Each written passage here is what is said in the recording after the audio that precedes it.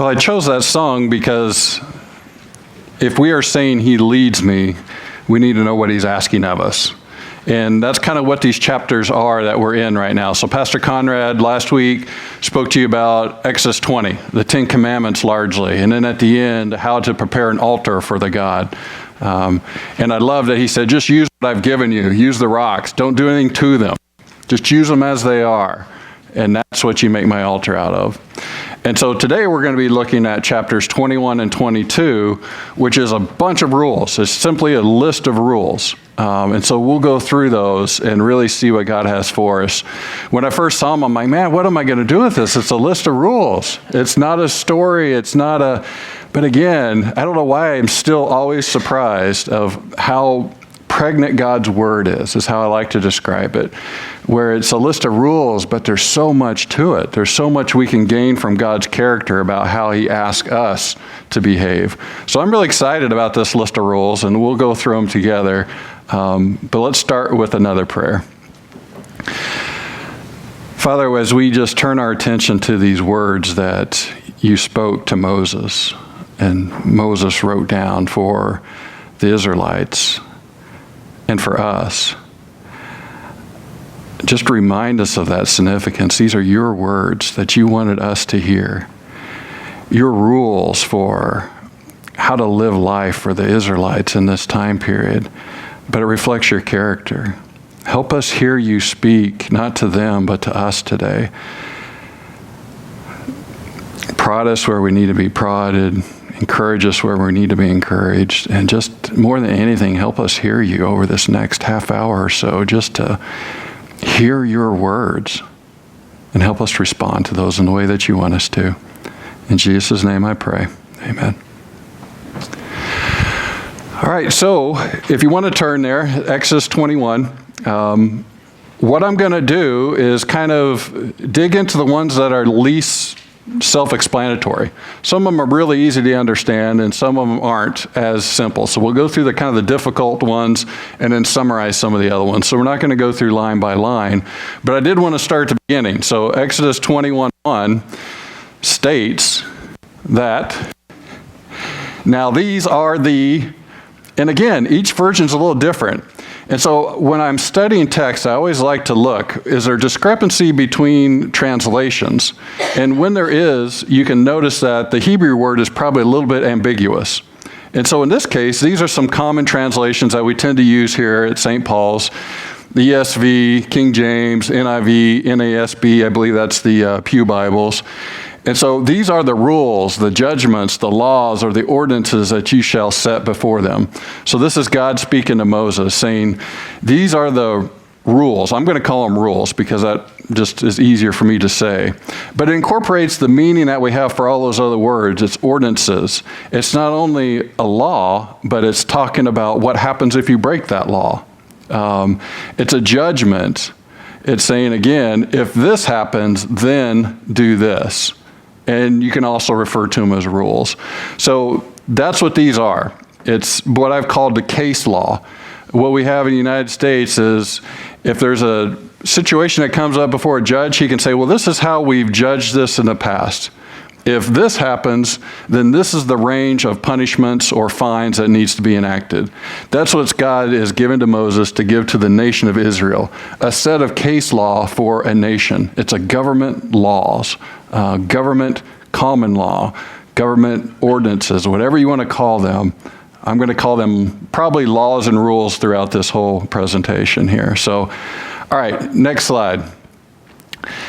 So again, last week we got the 10 Commandments, which provide all the governing guidelines. So thou shalt not kill, thou shalt not steal. The examples that we're going to go through today, chapters 21 and 22, and a little bit of 23, which Pastor Conrad will cover next time, really gives you how do you apply those things? How do you apply do not steal if somebody steals? And again, as we've talked about, it establishes a case law. So the next slide will give you a really quick example of what I mean by this. So again, we have a commandment, thou shalt not steal. If that's all God gave us, what happens when somebody steals? We know it's good not to steal, but what do we do if we steal? And so God gave really specific examples of here's what happens if someone within Israel steals. So in 22:1 it says, if a man steals an ox or a sheep and kills it or sells it, he shall repay 5 oxen for an ox and 4 sheep for a sheep. Later on, if the stolen beast, in verse 4, if the stolen beast is found alive, whether it's an ox or a donkey or a sheep, he shall pay double. So again, the Ten Commandments says, do not steal. These laws that he's given out says, if you steal, here's an appropriate punishment. Here's an appropriate fine for the person involved. So that's all that 21 and 22 is a lot of, if this happens, then this. And so again, what I want to go through is some of the ones, if you read ahead, some of them may have caught you as strange or not quite understood. Those are the ones we're going to concentrate on. Dealing with slaves and dealing with a pregnant woman. Those two were the most that I had to dig into the deepest, because especially slavery, our view of slavery was not their view of slavery. So I really wanted to dig into that so we could see what God was actually doing through these laws about slavery. So the next one is getting right into that. So this is the Hebrew word for what's translated in most of them as servant or a slave. A lot of times it gets translated as slave in this passage, efbed. And so this is this Hebrew word, again, that incorporated slavery, manservant, servant, bondservant. Any of those things were all under this one particular word. Next slide. So we'll read this passage going through. So again, we're at the beginning of 21, verses 2 through 6. When you buy a Hebrew slave, he shall serve 6 years, and in the 7th year he shall go out free for nothing. If he comes in single, he shall go out single. If he comes in married, then his wife shall go out with him. If his master gives him a wife, and she bears him sons or daughters, the wife and their children shall be her master's, and he shall go out alone. Next slide.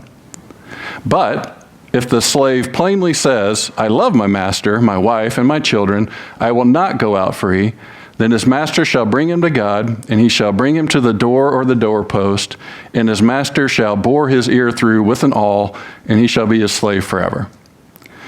So when we first read that, we have a lot of issues. We're like, wait a minute, that doesn't seem quite right. So let's back up and talk about what a Hebrew slave was like. Next slide shows how you became a Hebrew slave. Recognize that it's a Hebrew slave. It's a Hebrew purchasing the rights to a Hebrew slave. So an Israelite acquiring an Israelite servant. This is the relationship they're talking about. And here's the 4 most common ways, and pretty much the only ways that I could find where you would become a Hebrew slave. 1, you had a debt you couldn't pay. We're going to later, and if you read through this, there's a lot about money. What happens if you can't repay a debt? What happens if you loan money? If you can't pay your debt, there's no bankruptcy system. If you can't pay your debt, you start to work for the person who you owed the debt. If I owe you $4,000 and I can't repay it, I'm going to work for you until I pay off $4,000 worth of labor. That's how I would become a Hebrew slave in this situation. Similarly, if I stole something from you, we just learned that if I stole your ox and sold it, I've got to buy you 5 ox. I don't have enough money probably because I already stole your ox because I probably don't have any. Now I got to come up with the money for 5 ox. I can't do it. So I become your slave until I can pay off the value of 5 ox. The other one is you don't have any debt, thief, but you can't support yourself. You're like, I don't have a job, I don't have money saved up, I don't have land, I don't have flocks, I don't have assets. I have no way to support myself. Will you take me in as a slave or as a servant in order to give me room and board? I just can't take care of myself. Will you enter in this relationship? And then the other way, which is much less common, but it did occur, was your parents would sell you into slavery. Again, sometimes it was in the hopes of a better life. So kind of like maybe we might view adoption today. I can't provide for this child. I'm going to have them live in this home under these guidelines as their servant because I feel that there would be a better life for them there. Or the parents had a debt that they couldn't pay, and they chose, rather than themselves going in, because maybe they have 4 other children or 6 other children at home that they need to support, it would be better for the family if we had a child go in for 6 years, maybe an older child, or going in as a bride. Again, they would pay dowries for a bride. And so if the family had a debt to pay, couldn't pay it, you could say, well, my daughter's of marrying age, how about we utilize that for a payment? You don't pay us, but you have her as a bride. So those are the ways, this is the type of slavery we're talking about. I think you basically are agreeing that you've got control over me and my work until I can pay off my debt. The closest thing I think we can come is military service, where you say, okay, Army, I'm signing up for the next 3 years. You can tell me what to do and where to live. I still have a lot of rights on my own, but I'm giving up some major rights in exchange for the relationship that we're going to have.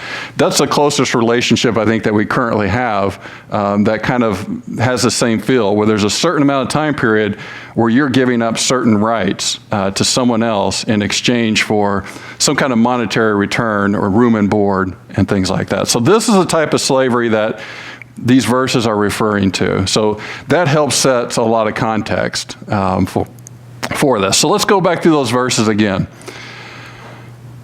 When you buy a Hebrew slave, he shall serve 6 years, and in the 7th year he shall go free for nothing. So I stole that ox and I owe for 5 oxes. If I can pay that off in 2 or 3 years, I can be paid off in 2 or 3 years. This is kind of the maximum. But even after 6 years of working, I still haven't paid off the value of those 5 ox. I would still go out for free.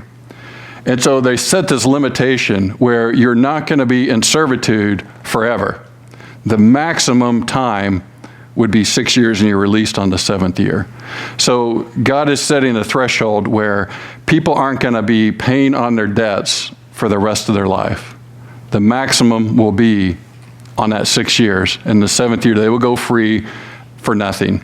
And in fact, in Numbers, it describes often that people were encouraged to, when you release them, to give them a starter flock, to give them grain, to give them a way to restart their life on their own.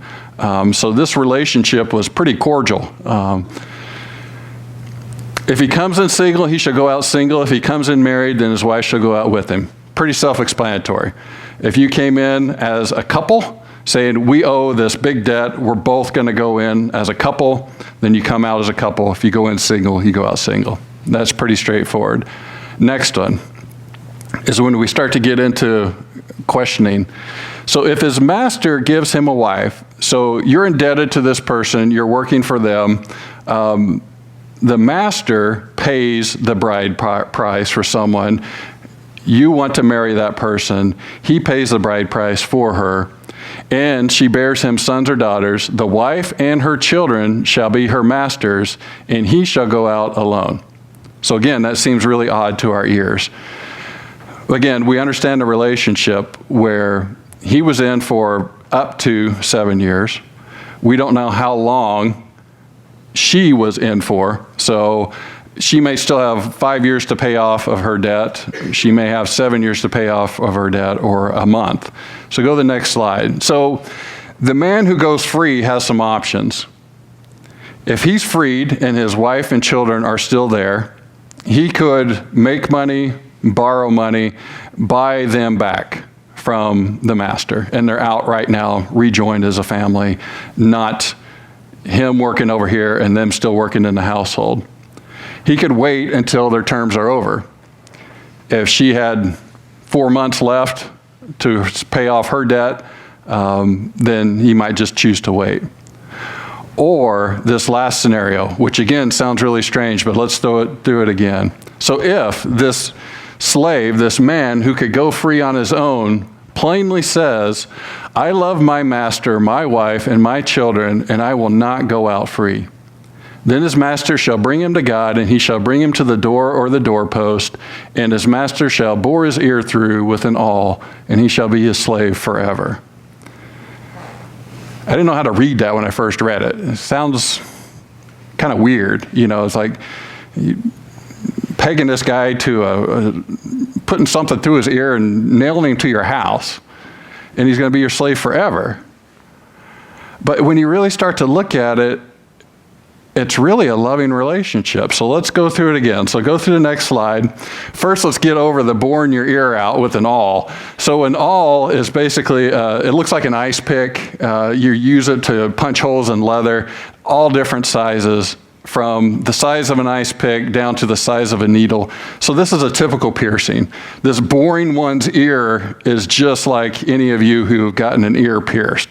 Same process, nothing gory, nothing really unusual about that. So if that was a hang up for you, don't worry about it. It's simply getting your ears pierced. This is where the phrase earmarked comes from. You would be earmarked for that household, and they would often put a ring in, say, oh, I am earmarked as a servant of this household. This is a relationship based on love. Go back a slide, Jacob, if you don't mind.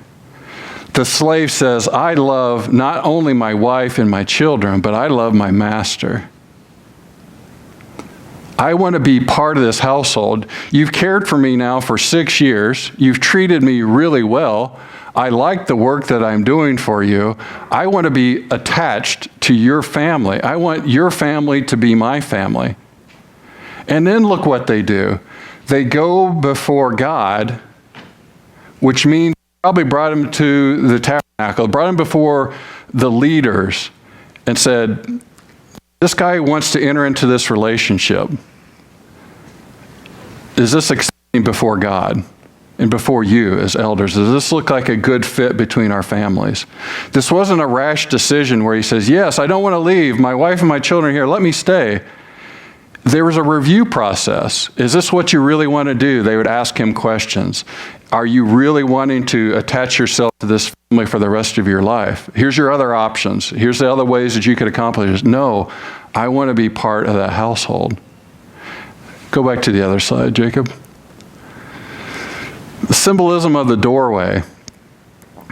We just read not too long ago about putting blood on the doorpost as protection, as God saying, if I see the blood of the Lamb on your doorpost, you are my children, and I will pass over.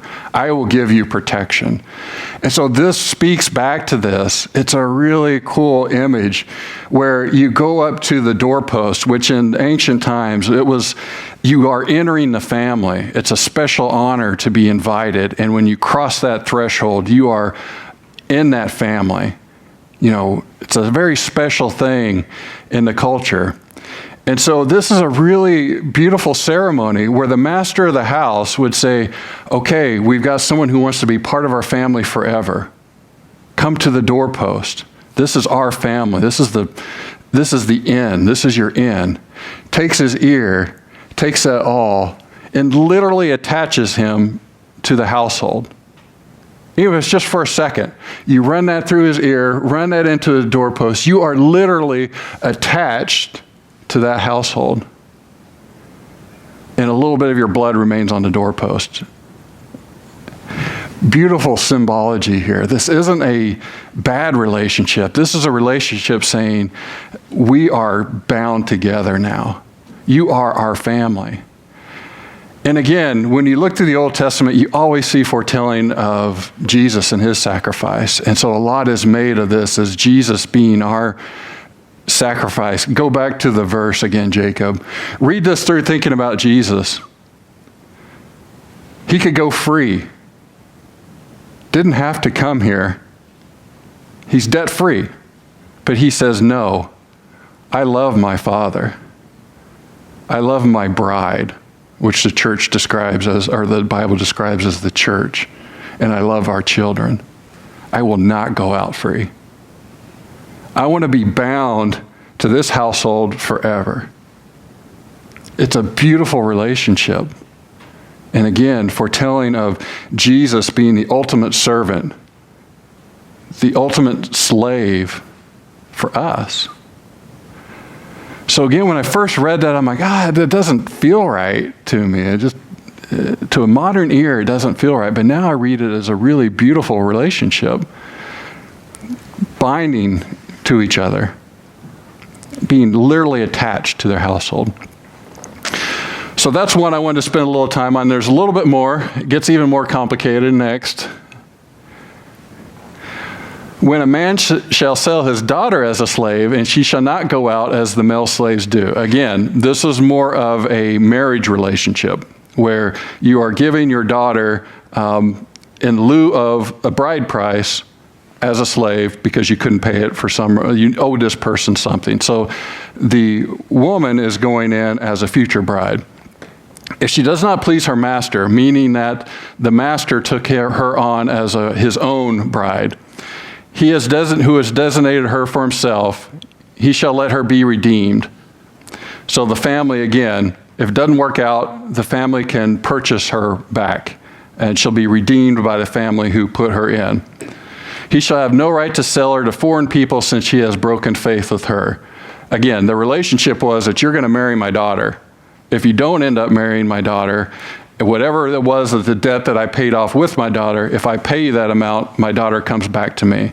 You have no right to sell her to anyone else. She's either my daughter or your wife. That's the agreement. If he designates her for his son, so he's saying, this woman is going to be the wife of my son. He shall deal with her as a daughter. She shall be treated as his own daughter or daughter-in-law. If he makes another wife to himself, this is either referring to the master or the son. He shall not diminish her food, her clothing, or her marital rights. And if he doesn't do these three things for her, she shall go out for nothing without payment of any money. So again, even in this relationship that does sound really strange to us, there's protections built in.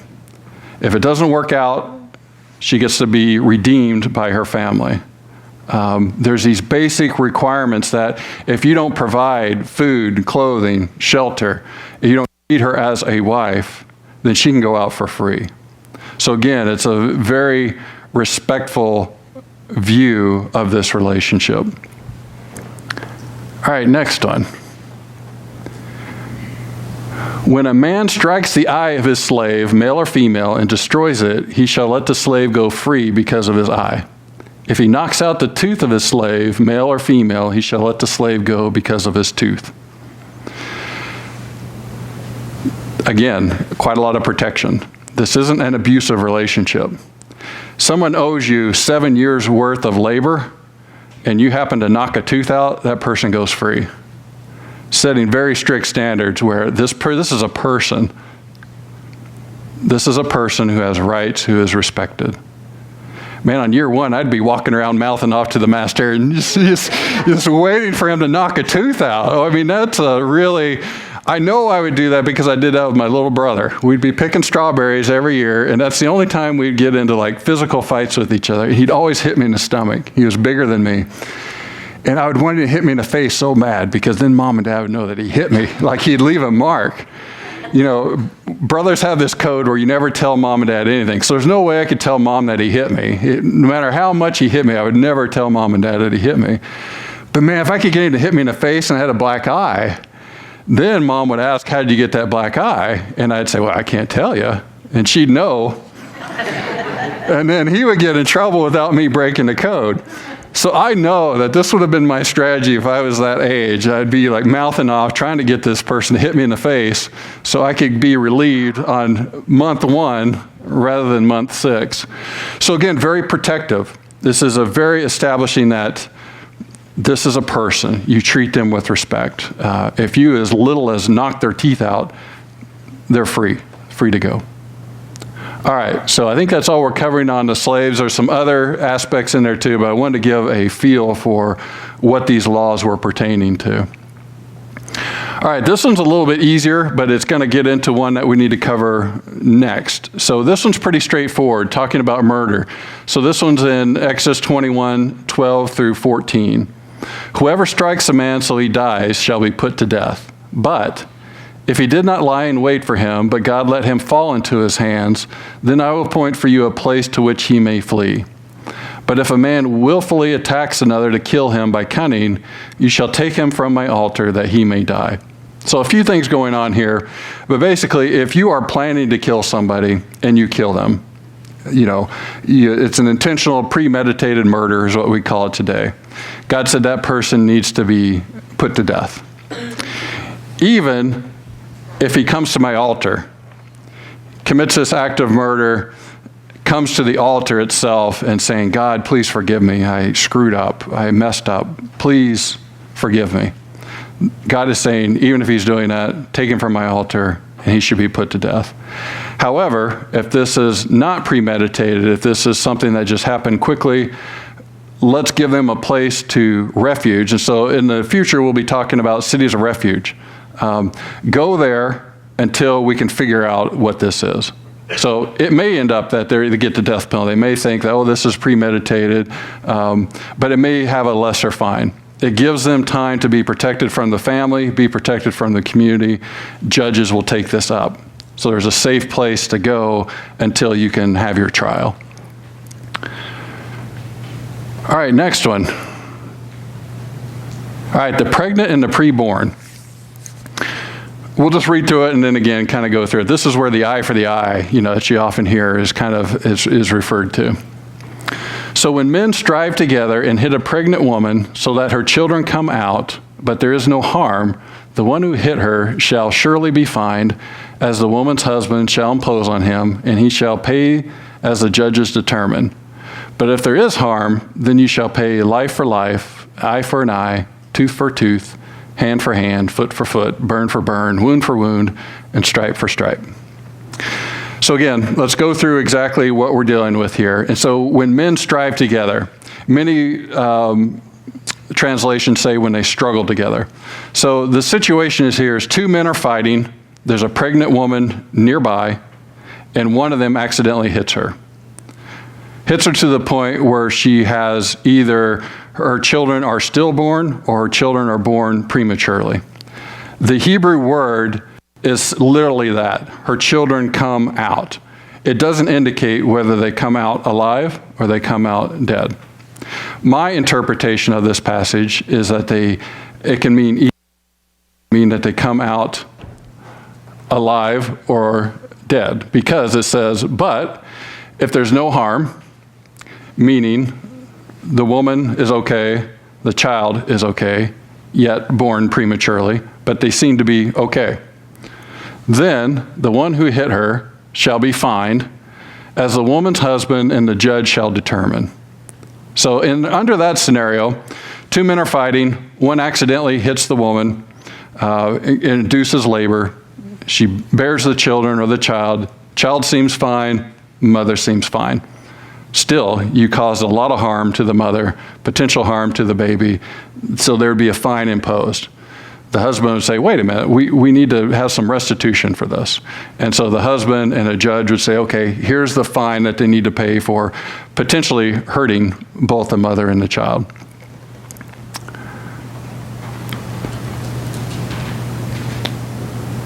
But if there is harm, then you shall pay life for life, eye for eye, tooth for tooth. Again, I read this as if there is harm to either the mother or the child, then it's an equal retribution. So there's a reciprocal fine paid or a reciprocal penalty for whatever it is that causes. So if the child is born and dies, the person who accidentally hit the mother would also be put to death. Very strict, and that's why I went over the other one. Because again, remember before, if there was an unintentional murder or a murder that wasn't even premeditated, the death penalty wasn't prescribed. In this case, it is clearly unintentional. Two people are fighting with each other and happen mistakenly to hit a pregnant woman, and the penalty is really high. To me, this really shows God's value of life, the value of protecting not only a pregnant woman from any harm, but also an unborn child. So there's other interpretations of this, and this passage can get really a lot of people up in arms because it has a lot to do with abortion. It depends on how you view this. If you view it the way I did, God valued the preborn as much as any living life. In fact, even more, because there's a stricter penalty if that is done away with.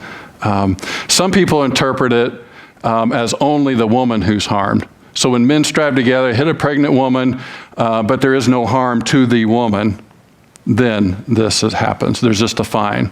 And they would claim that diminishes, God is distinguishing between an unborn life, would only get a fine, and a fully alive, born life would have the death penalty. I don't interpret that way. I just want you to know that if you look up this verse, there's a lot of great information out there. I talked to Pastor Conrad too. I was like, this is the way I read it. It seems really clear that it means harm to the child or to the mother. He has the same interpretation, and many scholars do too. I just wanted you to be aware that this one often gets brought up because how you read this and how you interpret this obviously would influence your position on abortion, the life being of value preborn. All right, next slide. I kind of already covered this. To me, what this verse says is God puts a premium on the process of life, the process of pregnancy, the process of the unborn child. You know, again, if there's other unintentional deaths, they go to the sanctuary city and aren't facing the death penalty. If you're fighting as two men and a pregnant woman is anywhere near you under these laws, you would stop fighting and say, let's take this outside. There is this huge protection.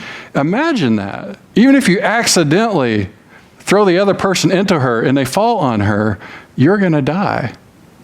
God is placing a premium on the life of a pregnant woman or an unborn child.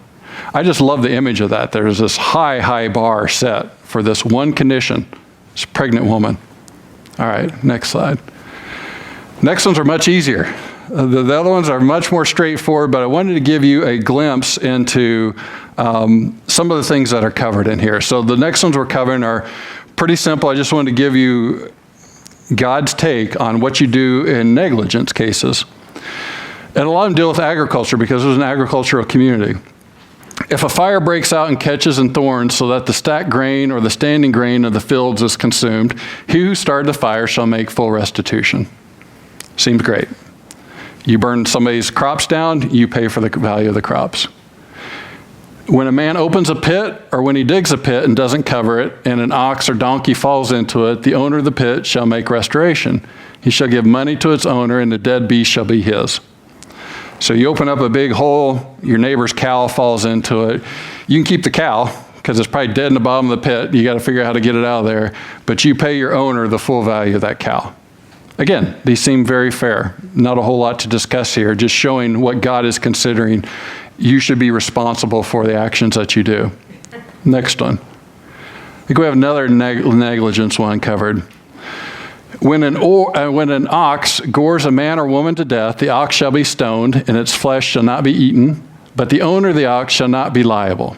But if the ox has been accustomed to gore in the past, and its owner has been warned but has not kept it in, and it kills a woman or a man, the ox shall be stoned, and its owner shall also be stoned to death. So again, showing responsibility. You can't control a domesticated animal all the time. If there's an accident that occurs, it occurs. However, if you've got an animal that is prone to that and you don't do anything about that, then you become liable. Again, seems very fair, but just a way to show God's view on personal liability. Next one. Personal injury. If two men are quarreling and one strikes the other with a stone or with his fist and the man doesn't die, but he takes to his bed, then if the man rises again and walks outdoors with his staff, the one who struck him shall be clear, but he shall pay for the loss of his time and have him thoroughly healed. So you get in a fight with somebody, really beat them up to the point where they can't work, they're bedridden, but they recover. Even if they have to walk with a cane, they're up, mobile, able to work again. There's no other fine except you're their health insurance, you pay all their medical expenses, and you're their workers' comp. If they were out for 5 days, you pay 5 days of wages. So again, what I love about all these biblical principles is it takes away all these agencies that we've created to do for us what God is asking us to do for ourselves. OSHA laws, don't leave an open pit. Workers' comp, medical insurance, all these things that we've created externally, God is saying, well, here's how to just take care of it. If you injure somebody, you pay their medical bills. If they can't work, you pay their wages. Pretty simple system. Similar to what we have now, but very straightforward and very no middlemen. All right, next one. Protecting the vulnerable. So you shall not wrong a sojourner or a traveler or oppress him, for you were sojourners in the land of Egypt. You shall not mistreat any widow or fatherless child. If you do mistreat them and they cry out to me, I will surely hear their cry, and my wrath will burn. And I will kill you with the sword, and your wives will all become widows, and your children fatherless. This one's interesting because in the other situations where God prescribes death, it's normally through stoning. The fellow Israelites who are selected for that will do the killing. God is saying, you do this, I will take care of it myself. High level of protection for the vulnerable he's promoting here. The traveler, the widows, the orphans. Not only is he saying be nice to them, he's saying it's not, that gets me really angry, and your outcome is not going to be good. Next slide. Lending money. If you lend money to any of my people with you who is poor, you shall not be like a money lender to him. You shall not exact interest from him. If you ever take your neighbor's cloak and pledge, you shall return to him before the sun goes down, for that is his only covering, and his cloak for his body. And what else shall he sleep? And if he cries out to me, I will hear, for I am compassionate. Again, if you're loaning to a fellow Hebrew, you don't charge him any interest. You're protecting their vulnerability, not benefiting from it. The next slide shows, I love how God is reminding people of why you should not charge interest to a people. He's saying, these are my people. This person is just like you, except for they don't have as much money as you right now. This is your neighbor. He's humanizing this person, just like he humanized the servant. This is your neighbor you're loaning money to. And don't keep his coat as collateral. Again, humanizing, what's he going to sleep in tonight? We can all picture that. Somebody going to sleep cold because you've got their coat. He's reminding them, I'm compassionate. Show compassion even in how you lend money. So again, a very courteous, a very respectful view of those who are vulnerable. This person just happens to have less money than you do right now. So don't charge them interest. Be good with the terms.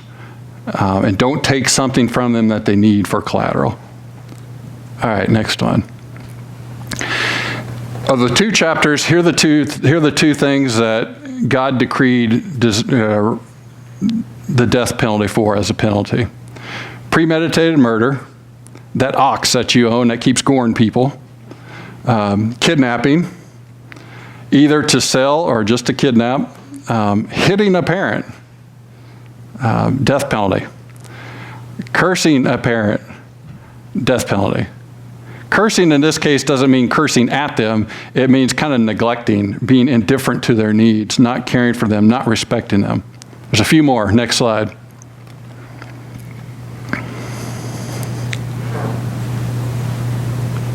The death of a pregnant woman, we covered that, or the preborn child, no matter if it was an accident. Being into sorcery, having sex with an animal, making a sacrifice to any other god, or like we just described, oppressing a stranger, widow, or orphan. God says, I will take care of that myself.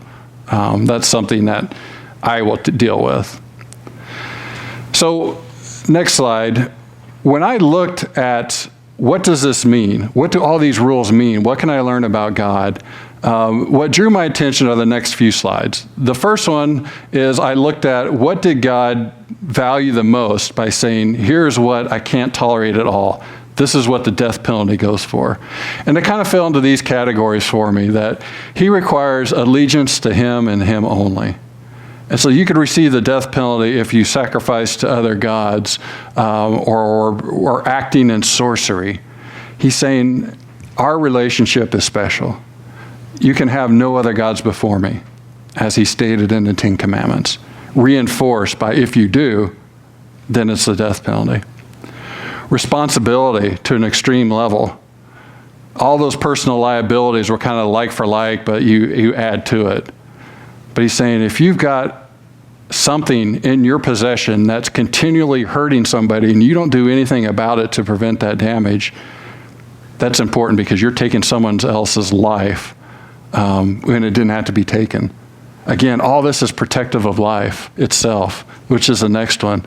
If you take a life through kidnapping or through murder or through your ox continuing to gore people to death, he's saying, that's important to me. That's a punishment that you're going to have to face if you're doing that without respect. Family. A lot of protections in these for families. You know, you can't hit your parent. You can't neglect your parent. The special protection that we talked about for the pregnant woman and the unborn child. And even the one about sex with animals, he's protecting sex, saying sex is meant between a man and a woman to create a family. And so when we deviate from that, he's saying that's not tolerated. All kinds of protections in here for family unit. There's this love and respect and protection of family that's inherent in these rules. And then again, the support of the vulnerable. Not only the widow, the orphan, the traveler, but the poor, the one who's in your servitude as a slave. There's all these protections in there for them. The other thing that caught my attention is the next slide. These rules were equally applied regardless of status. There was lots of other rules in other cultures in that time. Hammurabi's Code is one that you've probably heard of. It was written before these laws were written that controlled a lot of the part of the Near East that we're talking about here. So they would have been familiar with these laws. But they were all set up different penalties based on your social class. So they have the same eye for an eye, but this is how they do it. They split it out between the elite, the free man, and the slave.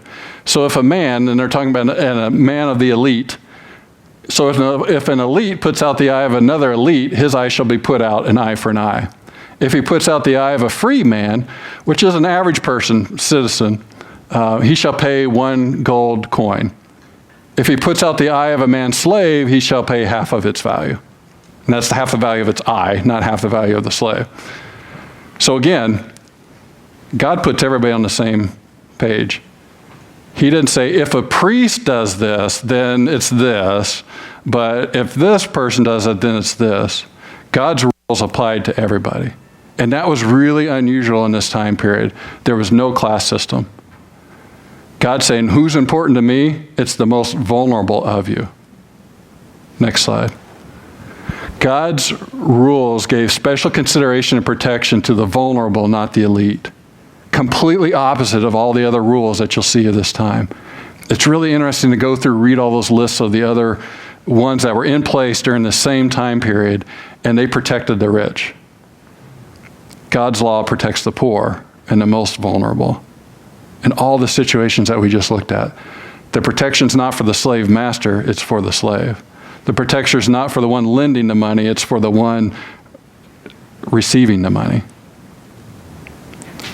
You can see God's character through his rules. Next one. More emphasis is on restitution than punishment of the guilty. When I compare this to our current system, it's really interesting. Let's go through this example of the ox again. So this is the ox that's found. The closest thing we have to an ox right now is a tractor. You know, they used ox to plow with, to do the heavy labor in the field. So now, if someone steals your tractor and they get caught and still have the tractor, just like that verse said, you'll get it back in whatever condition it's in. So Wabash County Sheriff's Department finds it. It says, here's your tractor, come pick it up. It's been beat up, abused, but you get it back.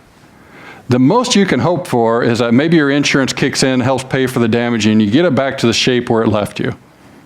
That person will get fined and may have a little jail time or just get fined for it. Your best case scenario under our system is that you are made whole. Your tractor's back in kind of the condition where it left you.